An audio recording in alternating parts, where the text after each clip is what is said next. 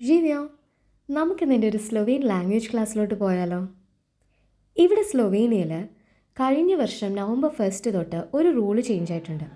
അതായത് ഇനി മുതൽ PR എടുക്കുന്നവരും അതുപോലെ സ്പൗസ് വിസയിൽ വന്നിട്ട് TRP കാർഡ് പുതുക്കാനും ഒക്കെ ആയിട്ട് Slovenian language A2 level examination പാസ്സാവണം. അത് നിർബന്ധ.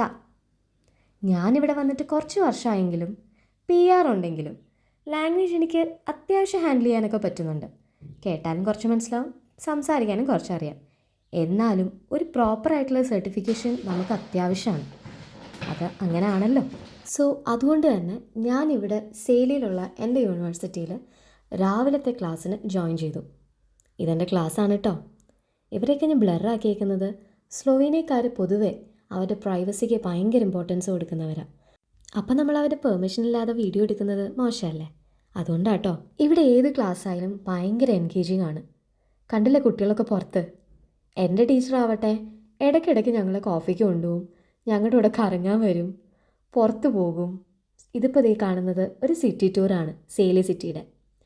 ഇതെല്ലാം കഴിഞ്ഞ് ഞാൻ പതുക്കെ നമ്മുടെ ബസ് പിടിച്ചു തിരിച്ച് നമ്മുടെ വീട്ടിലോട്ട്. ഞാനിന്ന് കുറേ നടന്നു.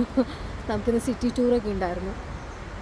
അപ്പോൾ ഇനി സ്ട്രേറ്റ് ബാക്ക് ടു ഹോം. വീടെത്താറായി. അപ്പോൾ ഇനി അടുത്ത വീഡിയോയിൽ കാണാം. നസ്വിതന്നെ.